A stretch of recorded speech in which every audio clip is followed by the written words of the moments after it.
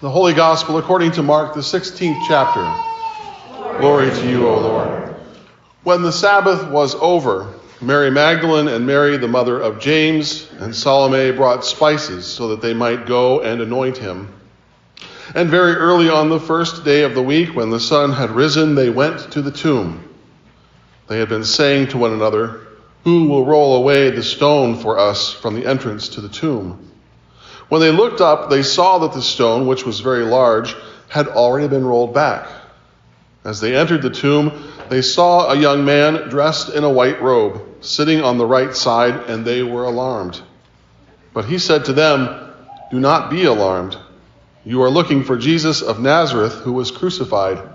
He has been raised. He is not here. Look, there is the place where they laid him. But go tell his disciples and Peter that he is going ahead of you to Galilee. There you will see him, just as he told you." So they went out and fled from the tomb, for terror and amazement had seized them, and they said nothing to anyone, for they were afraid. The Gospel of the Lord. Praise to you, Christ. You may be seated. He is risen! He is risen indeed! Hallelujah! Good job. Good job. Can we do that? Marks. Get set. Go! Jesus loves you!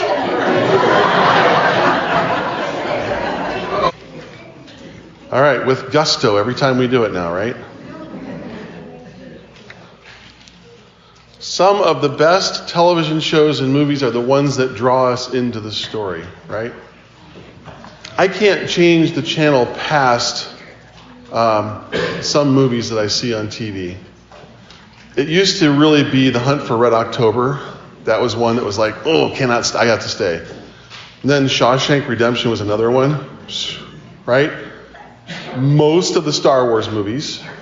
There's a couple that were a little iffy, but still, they had an idea. But they draw us into the story because they lead us on a journey from a beginning to a middle and then hopefully to an end.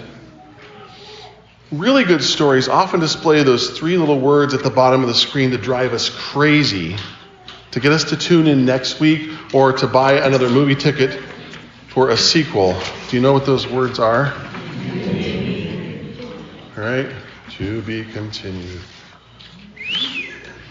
Upside down and backwards, just pointing it out once again. It's harder than it looks. To be continued. The film franchise Star Wars has mastered this concept, really, haven't they? There are anxious cliffhangers and dramatic pauses just before the main character reveals the next big part of the story, the next big twist, but they don't give us an ending. The newest Star Wars movies are really good that way. The one that just came out a couple days ago on DVD or Blu-ray or digital. I feel like a commercial.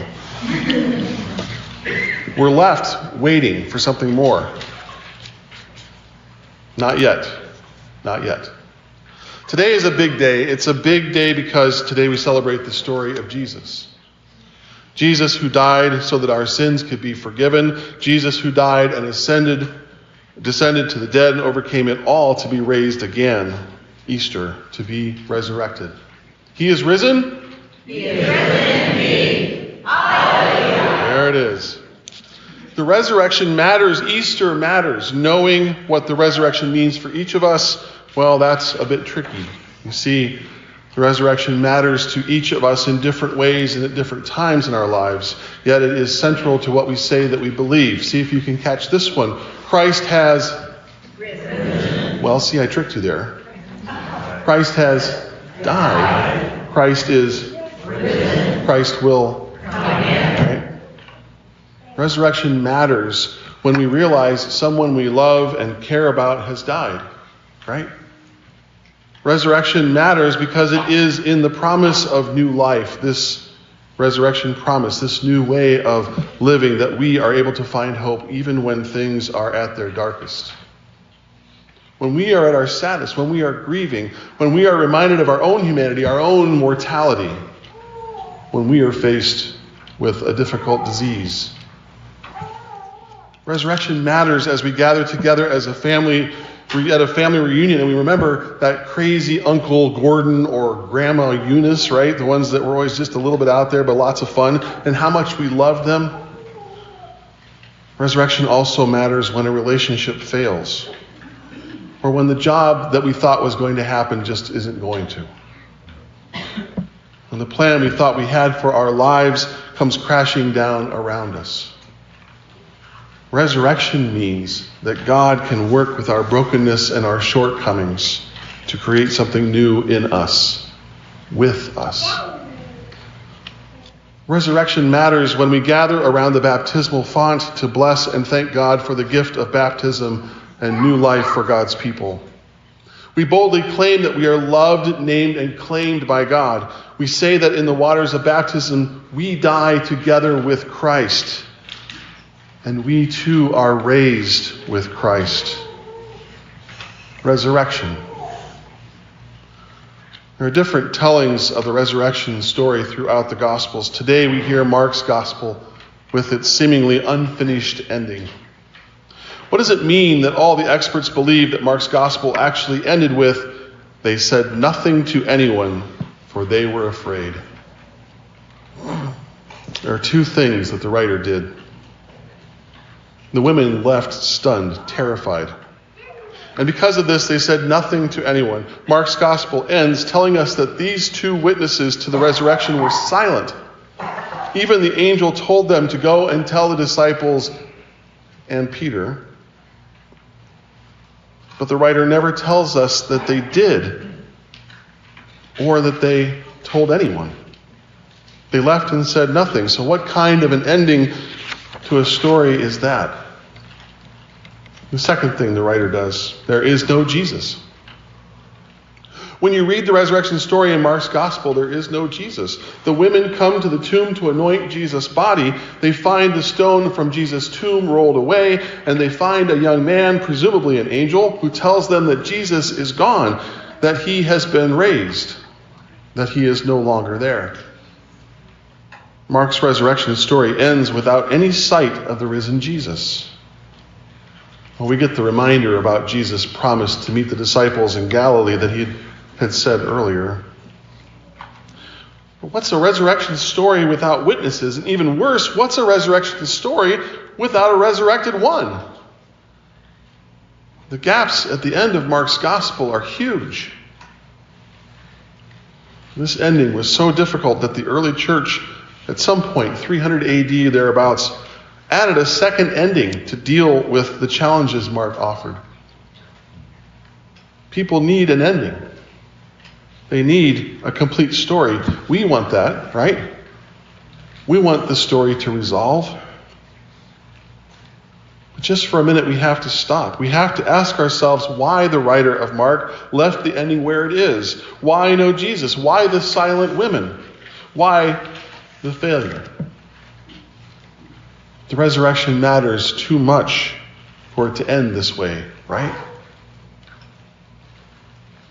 The writer of Mark has done something incredible, something so clever that it takes a minute to get it. Not only has the writer told the greatest story ever and left off the ending, but the writer has told the story so well, in such a compelling way, that anyone who reads it feels the urge to finish it. We feel compelled to hear those women speak. We should feel compelled to see the risen Jesus. And that is the success of the story of the resurrection in Mark's Gospel. It should make us hungry for an ending, just like it did the early church. It should make us want to experience it, so much so, in fact, that we have to insert ourselves into the story. Have you thought about that? Mark stops at failure because the story isn't complete with these women. And the risen Jesus isn't just going to be seen in the next couple of paragraphs and then be done. The resurrection matters, and it needs men and women, children and youth, and young adults who are not afraid to tell the story of the empty tomb to the world. Is Mark's resurrection story incomplete? No, but I do believe it's unfinished. The ending is unwritten because the end of the story hasn't happened yet. Ultimately, the story of Jesus' life, the story of Jesus' death, the story of Jesus' resurrection continues today. Each day, we write the story with our words, with our actions. We write the story with our lives. We write paragraphs, entire chapters when we feed the hungry, shelter the homeless, heal the wounded, pray with a friend, show up as a person of faith. We write the ending when we baptize. We write the ending when we worship together. We write the ending when we serve the world with our hands and feet on behalf of the risen one. The resurrection matters. Mark has written down most of the story for us, but the rest is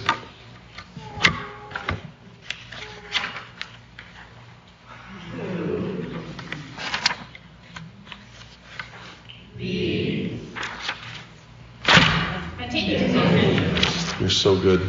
You are so good. Each of us has a part to play in this new ending. You have a part to play in this writing of the ending. Your descendants will have a part to play in the writing of the ending of this story.